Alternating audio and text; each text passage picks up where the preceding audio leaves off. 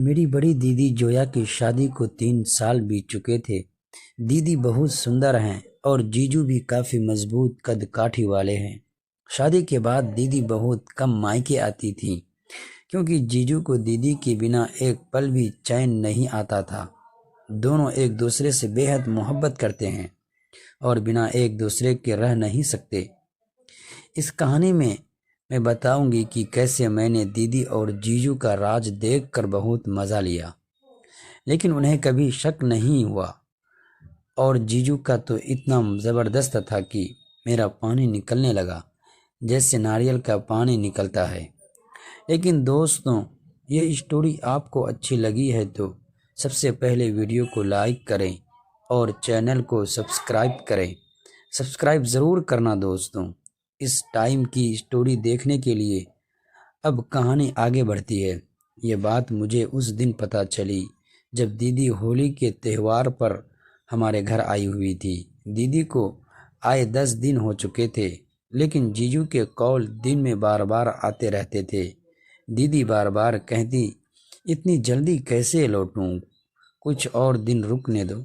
लेकिन आप फ़ोन पर ऐसी ऐसी मीठी मीठी बातें करते हो कि मुझे भी आपकी बहुत याद सताने लगती है। तभी मम्मी आ गई और दीदी ने फ़ोन रख दिया। मम्मी ने दीदी को किचन में बुलाया क्योंकि होली की गुजिया, मठरी, दही, हलवे वगैरह बनाने थे।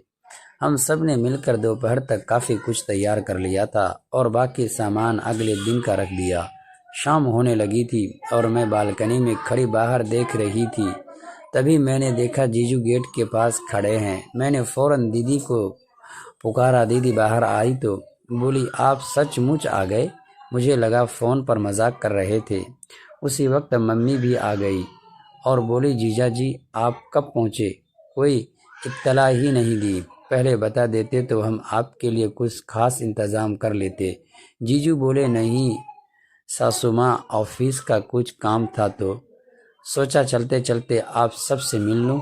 मम्मी बोली, अभी जाने की बात मत कीजिएगा, अभी अभी आए हैं तो खाना पीना करके आराम कीजिए, कल सुबह जाना। मैं आपको अभी जाने नहीं दूंगी। जीजू चुप रहे और मुझे पता था वे यहाँ ठहरने ही आए हैं। तभी दीदी गिलास में शरबत लेकर आई और जीजू को देते हुए कान में धीरे से बोली, मुझे पता है आप किस मकसद से आए हैं। 10 दिन भी नहीं सह सके मेरे बिना। जीजू हंसकर बोले, तुम तो हो ही इतनी प्यारी। दीदी शर्मा कर मुस्कुराई और अंदर चली गई। थोड़ी देर बाद डिनर तैयार हुआ। हम सब ने साथ बैठकर खाना खाया और गपशप करते करते शुरू शुरू में सब कुछ बहुत अच्छा था। घर में हंसी खुशी का माहौल रहता और रिया दीदी भी अपने नए जीवन में खुद को ढलने की पूरी कोशिश कर रही थी। लेकिन समय के साथ उनके चेहरे की मुस्कान जैसे कहीं खो सी गई थी।